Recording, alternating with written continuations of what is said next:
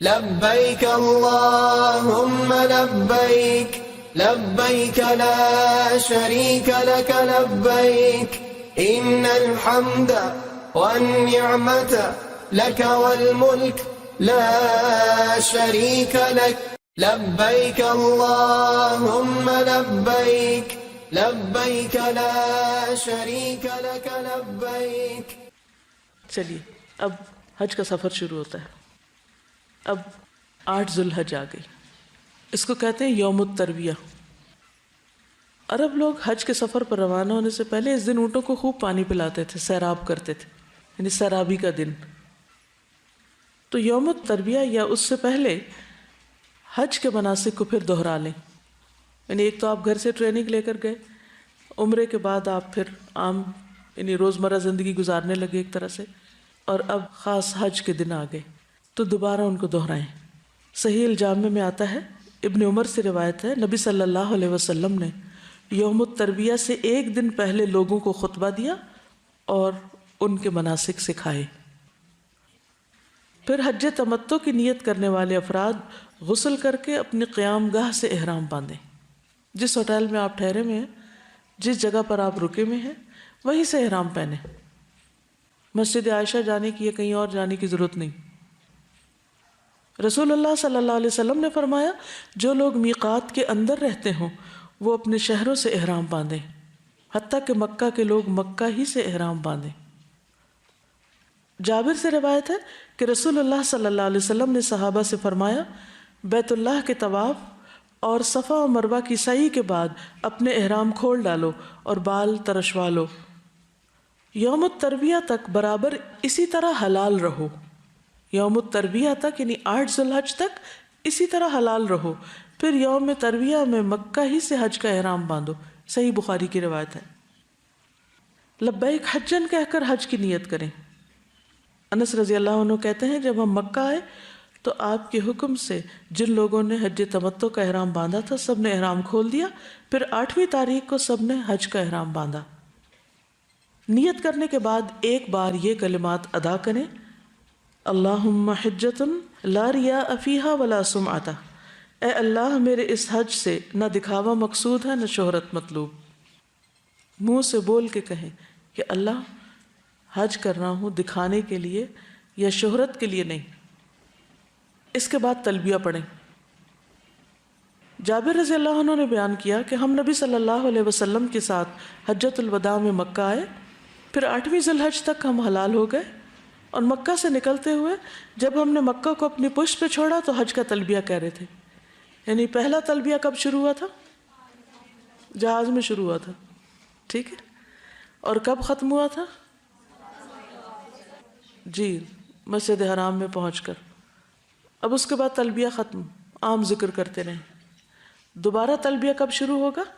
8 ذوالحج کو جب دوبارہ احرام پہنا جائے گا حج کے لیے، ٹھیک ہے.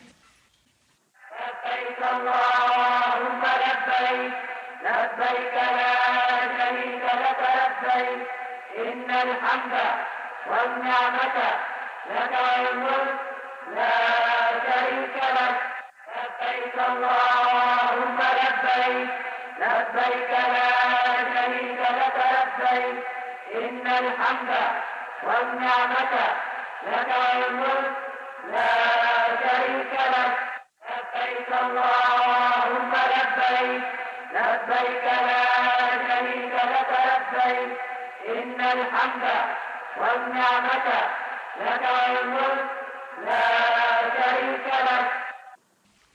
ابن عمر رضی اللہ عنہ 8ویں ذوالحجہ میں نماز ظہر پڑھنے کے بعد جب سواری پر اچھی طرح بیٹھ جاتے تو لبیک کہتے، ٹھیک ہے.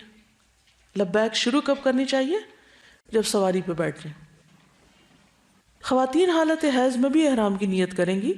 وہ طواف کے علاوہ باقی تمام ارکان ادا کر سکتی ہیں. عائشہ رضی اللہ تعالیٰ عنہ فرماتی ہیں کہ ہم رسول اللہ صلی اللہ علیہ وسلم کے ساتھ حج کے لیے اس طرح نکلے کہ ہماری زبانوں پر حج کے علاوہ اور کوئی ذکر ہی نہ تھا، یعنی تلبیہ ہی تلبیہ تھا. جب ہم مقام صرف پہنچے تو مجھے حیض آ گیا. میں اس غم میں رو رہی تھی کہ نبی صلی اللہ علیہ وسلم تشریف لائے. آپ نے پوچھا کیوں رو رہی ہو؟ میں نے کہا کاش میں اس سال حج کا ارادہ ہی نہ کرتی. آپ نے فرمایا شاید تمہیں حیض آ گیا؟ میں نے کہا جی ہاں۔ آپ نے فرمایا یہ چیز تو اللہ تعالیٰ نے آدم کی بیٹیوں کے لیے مقرر کر دی ہے، اس لیے جب تک تم پاک نہ ہو جاؤ طواف بیت اللہ کے علاوہ حاجیوں کی طرح تمام کام انجام دو۔ شاید اس میں یہی حکمت تھی کہ حضرت عائشہ ہم سب کے لیے ایک نمونہ بن جائے۔ حضرت عائشہ فرماتی ہیں کہ میں نے نبی صلی اللہ علیہ وسلم کے ساتھ حجۃ الوداع کیا، میں تمتع کرنے والوں میں سے تھی، یعنی وہ حج تمتع کر رہی تھی، اور ہدی یعنی قربانی کا جانور اپنے ساتھ نہیں لے کر گئی تھی۔ پھر وہ حائضہ ہو گئی اور عرفہ کی رات آ گئی اور ابھی تک وہ پاک نہیں ہوئی تھی، اس لیے انہوں نے کہا اللہ کے رسول صلی اللہ علیہ وسلم آج عرفہ کی رات ہے اور میں عمرہ کی نیت کر چکی تھی۔ آپ نے فرمایا اپنے سر کو کھول دو، کنگھی کرو اور عمرہ کو چھوڑ دو۔ میں نے ایسا ہی کیا، پھر میں نے حج پورا کیا۔ اور پھر انہوں نے عمرہ کب کیا تھا؟ جب سب لوگ واپس جا رہے تھے تو اس وقت آپ نے عمرہ بھی کیا، کیونکہ سب عمرہ اور حج دونوں کر رہے تھے، تو انہوں نے بھی پھر واپسی پہ عمرہ کر لیا۔ حج کے بعد مکہ سے منا کے لیے روانہ ہوں اور ظہر سے پہلے منا پہنچ جائیں، یہ مسنون طریقہ ہے۔ عبدالعزیز بن رفیع بیان کرتے ہیں میں نے انس بن مالک سے پوچھا رسول اللہ صلی اللہ علیہ وسلم نے ظہر اور عصر کی نماز 8ویں ذی الحجہ میں کہاں پڑھی تھی؟ اگر آپ کو نبی صلی اللہ علیہ وسلم سے یاد ہے تو مجھے بتائیے۔ انہوں نے جواب دیا کہ منا میں۔ بعض لوگ اس دن پھر حرم چلے جاتے ہیں اور یہ سوچتے ہیں کہ حرم میں نماز پڑھ کے پھر ہم جائیں گے، یہاں 1,00,000 نمازوں کا ثواب ہے، لیکن کیا کرنا چاہیے؟ منا میں پڑھنی چاہیے۔ اب اس کا ثواب زیادہ ہے، کیوں؟ کیونکہ نبی صلی اللہ علیہ وسلم کی سنت ہے۔ منا میں 5 نمازیں ظہر، عصر، مغرب، عشاء اور اگلے دن کی فجر قصر کر کے اپنے اپنے وقت پر ادا کریں۔ منا میں ظہر اپنے وقت پر، عصر اپنے وقت پر، مغرب اپنے وقت پر اور عشاء اپنے وقت پر، اور فجر بھی اپنے وقت پر، لیکن قصر۔ عبداللہ بن مسعود کہتے ہیں میں نے نبی صلی اللہ علیہ وسلم ابو بکر اور عمر کے ساتھ منا میں 2 رکعت یعنی 4 رکعت والی نماز 2 رکعت میں قصر میں پڑھی۔ یہ صحیح بخاری کی روایت ہے۔ جابر بیان کرتے ہیں آپ نے منا میں ظہر، عصر، مغرب اور عشاء اور فجر کی نمازیں پڑھی، یعنی 5 نمازیں وہاں پڑھی جاتی ہیں اگلے سفر سے پہلے۔ ابن عباس سے مروی ہے نبی صلی اللہ علیہ وسلم نے منا میں 5 نمازیں پڑھی۔ یاد رہے گی یہ بات؟ یہاں نمازوں پر لوگ لڑائی جھگڑے شروع کر دیتے ہیں، قصر پڑھنی ہے یا نہیں پڑھنی۔ آپ ان کو یہ حدیث بتا دیں اور اس کے بعد لڑنے سے قطعی پرہیز کریں، کوئی بحث کو آئے بھی تو خاموشی اختیار کریں، اور آپ خود وہ کریں جس پر آپ کے دل کا اطمینان ہے، چاہے سارا قافلہ کچھ اور کر رہا ہو، یعنی نماز کے وقت، کہ وہ قصر نہ بھی پڑھیں تو آپ اس لیے پڑھیں کہ نبی صلی اللہ علیہ وسلم نے پڑھی تھی۔ رات کو منا میں قیام کریں۔ عبداللہ بن عباس فرماتے کہ بیت اللہ کے طواف کے بعد آپ کعبہ کے پاس اس وقت تک نہ گئے جب تک میدان عرفات سے واپس نہ آ گئے، یعنی منا سے مکہ نہیں آنا، ٹھیک ہے؟ منا میں منظم انداز میں بیٹھے۔ ایک صحابی کہتے ہیں کہ رسول اللہ صلی اللہ علیہ وسلم نے منا میں لوگوں کے سامنے خطبہ دیا اور ان کو اپنے ٹھکانوں پر اتارا، اور آپ نے قبلہ کے داہنی طرف اشارہ کرتے ہوئے فرمایا مہاجرین یہاں اتریں، قبلے کے بائیں طرف اشارہ کرتے ہوئے فرمایا انصار یہاں اتریں۔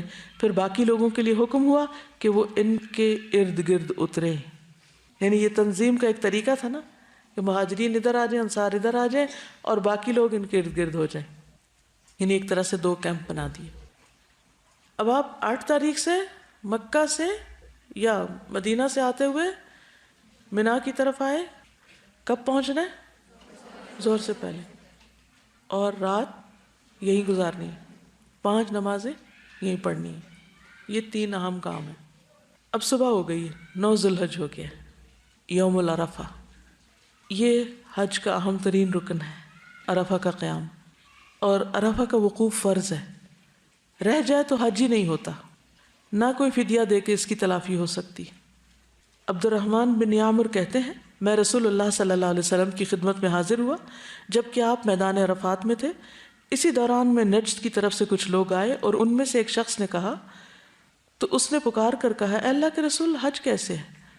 تو رسول اللہ صلی اللہ علیہ وسلم نے ایک شخص کو حکم دیا اور اس نے پکار کر کہا حج تو عرفات کا دن ہے، الحج عرفہ۔ جو شخص مزدلفہ کی رات میں فجر کی نماز سے پہلے یہاں آ گیا اس کا حج پورا ہو گیا۔ عرفہ میں وقوف یا عرفہ کا قیام ظہر کے بعد شروع ہوتا ہے. اگر کوئی ظہر سے پہلے عرفہ سے گھوم پھر کے چلا گیا حج نہیں ہوگا. لیکن کب تک رکنا ہوتا ہے یہاں؟ مغرب تک. ہاں اگر کوئی شخص مغرب کے بعد یہاں پہنچتا ہے تو بھی اس کا حج ہو جائے گا. ٹھیک ہے. عبد الرحمن کہتے ہیں میں نبی صلی اللہ علیہ وسلم کے پاس تھا، کچھ لوگ آئے اور حج کے بارے میں پوچھا. آپ نے فرمایا حج عرفات میں ٹھہرنے کا نام ہے.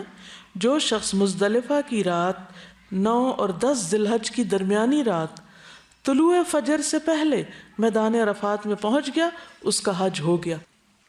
گویا ظہر سے لے کر ظہر کے بعد عصر، عصر سے مغرب، مغرب سے عشاء، عشاء سے لے کے فجر سے پہلے تک جو شخص عرفات میں آ کے ٹھہرتا ہے اس کا حج ہو جاتا ہے. واضح؟ اوکے. اب چونکہ حج عرفہ کے دن کے وقوف کا نام ہے تو عرفہ کا دن نہایت اہم دن ہے، بہت ہی فضیلت والا دن ہے. رسول اللہ صلی اللہ علیہ وسلم نے فرمایا اللہ تعالیٰ عرفہ کی شام، عرفہ کی آفٹرنون اہل عرفہ کی وجہ سے اپنے فرشتوں کے سامنے فخر فرماتا ہے. یعنی جو لوگ عرفہ میں ہوتے ہیں ان کے اوپر فخر کرتا ہے اور کہتا ہے میرے ان بندوں کو دیکھو جو میرے پاس پراگندہ حال اور غبار آلود ہو کر آئے.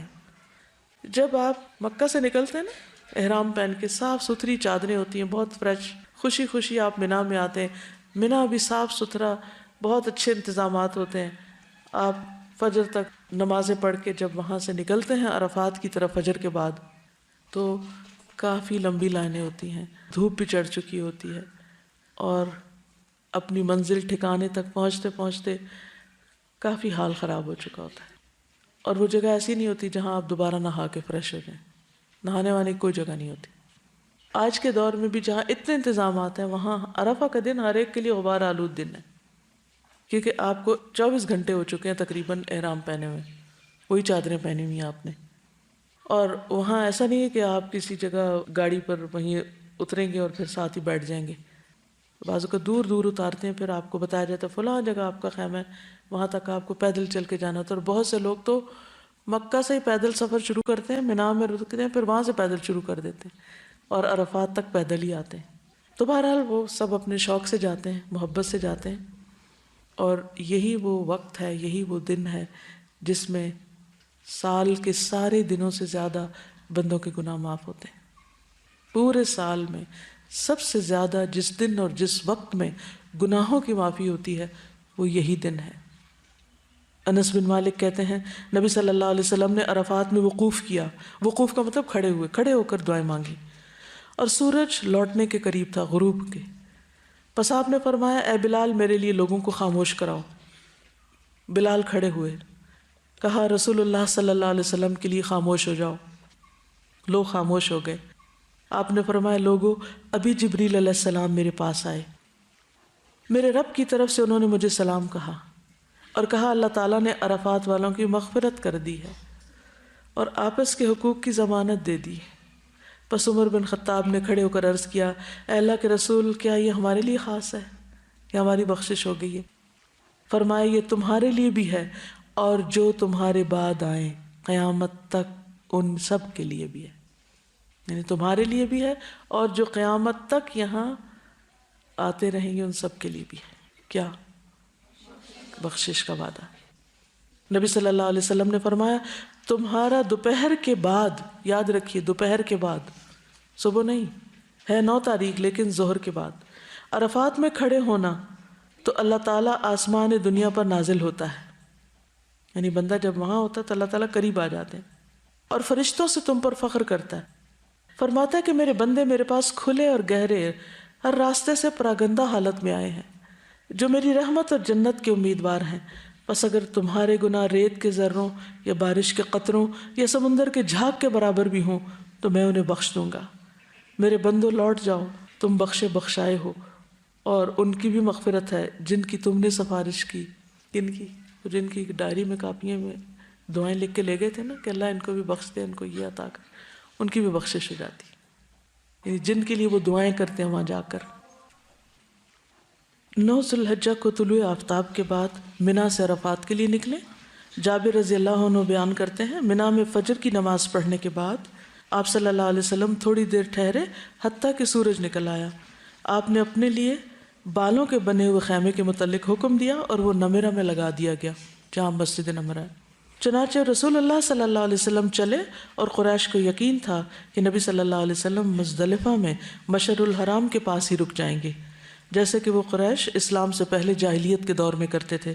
مگر رسول اللہ صلی اللہ علیہ وسلم اس سے آگے بڑھ گئے اور عرفات تک گئے، کیونکہ اللہ تعالیٰ کا حکم ہے ثم افیدوا من حیث افاض الناس، پھر وہاں سے پلٹو جہاں جا کر لوگ پلٹتے ہیں، یعنی عرفات تک جاؤ۔ تو قریش دور جاہلیت میں نہیں جاتے تھے، وہ کہتے تھے ہم سردار قبیلہ ہیں، ہمیں عام لوگوں کی طرح وہاں جانے کی ضرورت نہیں۔ لیکن حج تو مساوات کا سبق ہے، چاہے کوئی بادشاہ ہو یا فقیر، سب کو اس میدان میں حاضری دینا ضروری ہے، اس کے بغیر حج ہوتا ہی نہیں۔ منا سے عرفات جاتے ہوئے تکبیر اللہ اکبر، تحلیل لا الہ الا اللہ اور تلبیہ لبیک اللہم لبیک پکارے۔ محمد بن ابی بکر ثقفی نے بیان کیا، میں نے انس بن مالک سے تلبیہ کے بارے میں دریافت کیا کہ آپ لوگ نبی صلی اللہ علیہ وسلم کے عہد میں اسے کس طرح کہتے تھے۔ اس وقت ہم منا سے عرفات کی طرف جا رہے تھے، انہوں نے فرمایا کہ تلبیہ کہنے والے تلبیہ کہتے، تکبیر کہنے والے تکبیر، یعنی دونوں چیزیں ہو رہی ہوتی تھیں۔ اس پر کوئی کسی پہ اعتراض نہیں کرتا تھا۔ تکبیر کیا ہے؟ یعنی اللہ اکبر لا الہ الا اللہ واللہ اکبر اللہ اکبر وللہ الحمد، اور تلبیہ کے الفاظ تو آپ کو معلوم ہے۔ مسجد نمرہ میں زوال آفتاب کے بعد خطبہ حج پوری توجہ اور خاموشی سے سننا چاہیے۔ جابر کہتے ہیں رسول اللہ صلی اللہ علیہ وسلم عرفات پہنچے، آپ نے دیکھا کہ نمرہ میں خیمہ لگا ہوا ہے، آپ وہاں اترے، حتیٰ کہ جب سورج ڈھل گیا تو آپ نے اپنی اونٹنی قصواء کے متعلق فرمایا کہ اسے تیار کر دو، اسے تیار کر دیا گیا، آپ اس پر سوار ہوئے حتیٰ کہ وادی ارنا کے دامن میں آ گئے اور لوگوں کو خطبہ دیا۔ جریر کہتے ہیں نبی صلی اللہ علیہ وسلم نے ان سے حجۃ الوداع میں فرمایا استنصت الناس، تم لوگوں کو چپ کراؤ، اور پھر چپ کرایا گیا اور آپ نے وادی ارنا میں آ کر خطبہ دیا۔ ظہر اور عصر کی نمازیں ایک اذان اور 2 اقامت کے ساتھ جمع اور قصر با جماعت ادا کریں۔ یہاں پر نمازیں کیسے پڑھی جائیں گی؟ ظہر اور عصر، قصر اور جمع، ایک اذان 2 اقامتیں، دونوں نمازوں کے درمیان کوئی سنت یا نفل نہیں۔ جابر کہتے ہیں خطبہ دینے کے بعد بلال نے اذان کہی، پھر اقامت کہی، تو آپ نے ظہر پڑھائی، پھر اقامت کہی، پھر آپ نے عصر پڑھائی، اور دونوں نمازوں کے بیچ میں کچھ نہیں پڑھا، کوئی سنت نفل نہیں۔ پھر آپ قصواء پر سوار ہو گئے حتیٰ کہ مقام وقوف پہ تشریف لائے۔ جو لوگ رش کی وجہ سے مسجد نمرہ نہ پہنچ سکے تو کوئی حرج نہیں، اپنی جگہ ہی اپنے اپنے خیمے میں ہی نماز جماعت سے پڑھ لینی چاہیے۔ ظہر اور عصر کی نمازیں ادا کرنے کے بعد عرفات میں داخل ہوں، یعنی وقوف کی جگہ پر۔ رش کی وجہ سے ممکن نہ ہو تو پہلے بھی داخل ہو سکتے ہیں، کیونکہ بہت سی چیزیں اپنی مرضی سے نہیں آپ کر سکتے، آپ کو قافلے کے ساتھ ہی جانا ہوتا ہے۔ عرفات کا سارا میدان وقوف کی جگہ ہے۔ نبی صلی اللہ علیہ وسلم نے فرمایا میدان عرفات سارے کا سارا ٹھہرنے کا مقام ہے، وہاں جبل رحمت پہ چڑھنے کی ضرورت نہیں۔ بعض لوگ یہ سمجھتے ہیں کہ عرفات کے دن اس پہاڑ پہ چڑھنا ضروری ہے، اور اس میں جوان لوگ تو چڑھ جاتے ہیں، بوڑھے لوگ نہیں چڑھ سکتے۔ تو اللہ نے بہت رحمت فرمائی ہے بھی جبل رحمت، وہاں خاص رحمتیں اترتی۔ کہتے ہیں کہ وہاں پر آدم اور حوا آپس میں ملے تھے، اسی لیے اس میدان کو عرفات کہا جاتا ہے کہ ایک دوسرے کو پہچانے تھے وہاں۔ تو بہرحال ضروری نہیں کہ پہاڑوں پہ چڑھیں یا کسی خاص جگہ پر جائیں، جہاں بھی عرفات میں آپ کو ٹھہرایا گیا وہیں ٹھہر جائیں۔ ساری توجہ کس پر رکھیں؟ عبادت پر، اور خصوصاً کھڑے ہو کر دعائیں مانگنے پر۔ نبی صلی اللہ علیہ وسلم نے فرمایا میدان عرفات سارے کا سارا ٹھہرنے کا مقام ہے، لیکن ارنا کے نشیب سے ہٹ کر رہو۔ نبی صلی اللہ علیہ وسلم نے فرمایا میں نے جبل رحمت کے قریب وقوف کیا ہے، جبکہ پورا میدان وقوف کی جگہ ہے، یعنی آپ کا وقوف پہاڑ کے قریب تھا لیکن کہیں بھی کھڑے ہو سکتے ہیں۔ ابن مربع انصاری ہمارے پاس تشریف لائے جبکہ ہم عرفات میں ایسی جگہ وقوف کیے ہوئے تھے کہ عمر بن عبداللہ اس کو امام کے موقف سے دور سمجھ رہے تھے۔ ابن مربع نے کہا بے شک میں تمہاری طرف رسول اللہ صلی اللہ علیہ وسلم کا قاصد بن کر آیا ہوں، آپ نے تم لوگوں کو کہلا کر بھیجا انہی مقامات پر وقوف کرو، بلا شبہ تم اپنے باپ ابراہیم کی وراثت میں سے ایک وراثت پر ہو۔ خیمے کے اندر یا باہر جہاں جگہ ملے پوری انکساری اور توجہ کے ساتھ دعائیں مانگنی چاہیے۔ بعض لوگ یہ سمجھتے کہ شاید خیمے کے اندر نہیں مانگنی چاہیے اور باہر نکل کے کھڑے ہونے چاہیے، باہر بعض اوقات دھوپ ہوتی ہے، کافی گرمی ہوتی ہے، تو اندر کبھی مانگ لیں کبھی باہر چلے جائیں. کوشش کریں کہ سارا وقت کھڑے رہیں، کیونکہ نبی صلی اللہ علیہ وسلم نے کھڑے ہو کر یہ دعائیں مانگی. اور لوگ کیا کرتے ہیں، وہاں پہنچتے ہی دسترخوان بچھا دیتے ہیں، کھانے لگتے ہیں، خوب بریانی کھاتے ہیں اور اس کے بعد سو جاتے ہیں. سب نہیں، لیکن بہت سے لوگ ایسے کرتے ہیں. تو کھانا پینا بھی مختصر رکھیں. ایسی چیز نہیں کھائیں جس کو کھا کر آپ کو نیند آئے. آپ پورے کے پورے وقت کو، میکسیمم ٹائم کو پورے فوکس کے ساتھ اللہ کی طرف متوجہ رکھیں اپنے آپ کو، اور دعائیں کرتے رہیں. کیونکہ اللہ تعالیٰ آپ پر فخر کر رہا ہے فرشتوں کے سامنے. ان لوگوں پہ کیا فخر کرے گا جو سو جائیں یا ادھر ادھر باتیں کر رہے ہوں یا لڑائی جھگڑے کر رہے ہوں کہ جمع کثر کرنی ہے یا نہیں کرنی. تو اس وقت بہیو کریں. اللہ تعالیٰ جو فخر کر رہے ہوں آپ پر تو واقعی آپ فخر کے قابل ہوں. جابر کہتے ہیں نبی صلی اللہ علیہ وسلم قصواء پر سوار ہوئے حتیٰ کہ مقام وقوف پہ تشریف لائے. اپنی اونٹنی قصواء کا پیٹ پتھروں کی طرف کر دیا، یعنی وہیں رکے رہے. اور جبل المشاء کو، جو کہ ریت کا بڑا ٹیلہ تھا، لوگ اس کو پیدل ہی عبور کرتے تھے، اپنے سامنے کیا. قبلہ رخ ہوئے، پھر وہیں رکے رہے حتیٰ کہ غروب ہو گیا. اور ٹکیا کے غائب ہو جانے کے بعد کچھ زردی بھی ختم ہو گئی. اتنی دیر تک وہاں رکے. ہاتھ اٹھا کر بکثرت دعائیں کرنا. اسامہ سے مروی ہے میدان عرفات میں رسول اللہ صلی اللہ علیہ وسلم کا ردیف تھا، یعنی اونٹنی میں آپ کے پیچھے تھا. آپ نے دعا کے لیے ہاتھ اٹھائے تو اونٹنی ایک طرف کو جھکنے لگی اور اس کی لگام گر گئی. چنانچہ آپ نے ایک ہاتھ سے رسی کو پکڑ لیا اور دوسرے ہاتھ کو اٹھائے رکھا، یعنی ہاتھ نیچے نہیں ہونے دیا. اس وقت بھی جب آپ رسی اٹھا رہے تھے پھر بھی آپ نے ہاتھ ایک اوپر ہی رکھا. حج کرنے والے اس دن روزہ نہیں رکھیں گے اور نہ ہی اس دن کوئی نفلی نمازیں ہیں. سب سے زیادہ کیا کرنا ہے؟ دعا مانگنی. کیسے؟ کھڑے ہو کر اور ہاتھ اٹھا کر اور قبلہ رخ ہو کر. ٹھیک ہے، خواہ خیمے کے اندر یا باہر. ام الفضل کہتی ہیں عرفہ کے دن لوگوں کو رسول اللہ صلی اللہ علیہ وسلم کے روزے کے بارے میں شک ہوا، اس لیے میں نے آپ کو پینے کے لیے کچھ بھیجا. آپ نے اس کو پی لیا، جس سے پتہ چلا کہ آپ روزے سے نہیں تھے. عقبہ بن عامر بیان کرتے ہیں رسول اللہ صلی اللہ علیہ وسلم نے فرمایا یوم عرفہ یوم نحر، یعنی 10ویں ذی الحج قربانی کا دن، اور ایام تشریق ہم اہل اسلام کے عید کے ایام ہیں. یہ کھانے اور پینے کے دن ہیں. ہماری عید تو 10 کو شروع ہوتی ہے، حاجیوں کی 9 کو ہی شروع ہو جاتی. تو اس دن یعنی کہ روزہ رکھنا درست نہیں وہاں پر. لیکن یہاں جو روزہ رکھے گا اس کا کیا فائدہ، کتنا ثواب؟ 2 سال کے گناہ معاف ہوں گے. حاجیوں کے تو ساری زندگی کے معاف ہو رہے ہیں، اور یہاں والوں کو بھی اللہ تعالیٰ نے بالکل محروم نہیں رکھا. ابو نجیح کہتے ہیں ایک مرتبہ کسی نے ابن عمر سے عرفہ کے دن کے روزے کے بارے میں پوچھا. انہوں نے فرمایا کہ میں نے نبی صلی اللہ علیہ وسلم کے ساتھ حج کیا لیکن انہوں نے اس دن کا روزہ نہیں رکھا. میں نے ابو بکر کے ساتھ حج کیا، انہوں نے اس دن روزہ نہیں رکھا. میں نے عمر کے ساتھ حج کیا، انہوں نے اس دن روزہ نہیں رکھا. میں نے عثمان کے ساتھ حج کیا، انہوں نے بھی اس دن روزہ نہیں رکھا. میں اس دن کا روزہ نہ رکھتا ہوں، نہ حکم دیتا ہوں اور نہ منع کرتا ہوں. یعنی میں کسی کو کچھ کہتا نہیں، لیکن یہ کہ ان سب میں سے کسی نے بھی روزہ نہیں رکھا. عطا بن ابی رباح کہتے ہیں ایک مرتبہ عبداللہ بن عباس نے فضل بن عباس کو عرفہ کے دن کھانے پہ بلایا. انہوں نے کہا میں روزے سے ہوں. ابن عباس نے فرمایا آج کے دن روزہ نہ رکھو، کیونکہ نبی صلی اللہ علیہ وسلم کے سامنے اس دن دودھ دو کر برتن پیش کیا گیا تو آپ نے نوش فرما لیا، اور لوگ تمہاری اقتداء کرتے ہیں، یعنی کہیں ایسا نہ ہو کہ تمہیں دیکھ کر وہ بھی روزہ رکھنے لگے. عرفات قبولیت دعا کی بہترین جگہ ہے اور یوم عرفہ قبولیت دعا کا بہترین دن. نبی صلی اللہ علیہ وسلم نے فرمایا بہترین دعا وہ ہے جو عرفات کے دن مانگی جائے.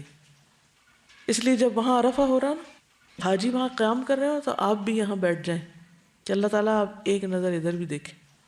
اور تو دیکھتے ہی ہیں ویسے بھی، لیکن خاص رحمت پکاریں. نبی صلی اللہ علیہ وسلم نے فرمایا عرفہ کے دن کے سوا اور کوئی دن ایسا نہیں جس میں اللہ تعالیٰ کثرت سے بندوں کو آگ سے آزاد کرتے ہوں اور فرشتوں کے سامنے ان حاجیوں کی وجہ سے فخر کرتے ہوں اور فرشتوں سے پوچھتے ہوں کہ یہ لوگ کیا چاہتے ہیں. تو فرشتے کیا بتاتے ہیں؟ کیا چاہتے ہیں لوگ؟ بخشش چاہتے ہیں، تو اللہ تعالیٰ ان کو بخش دیتے ہیں. تو اس قیمتی وقت سے پورا فائدہ اٹھائیں. عرفہ کے دن کی بہترین دعا کیا ہے؟ لا الہ الا اللہ وحدہ لا شریک لہ لہ الملک و لہ الحمد وہو علی کل شیء قدیر. اس میں دعا والی کون سی بات ہے؟ توحید کا اقرار ہے، اللہ کی رحمت کو پکارنا ایک طرح سے، اور یہ کہنا کہ اللہ ہر چیز پہ قادر ہے، تو سب کچھ کر سکتا ہے وہ.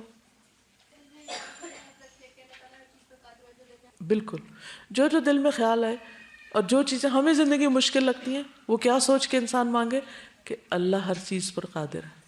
اوکے. سبحانک اللہم و بحمدک اشہد ان لا الہ الا انت استغفرک و اتوب الیک. السلام علیکم و رحمۃ اللہ وبرکاتہ.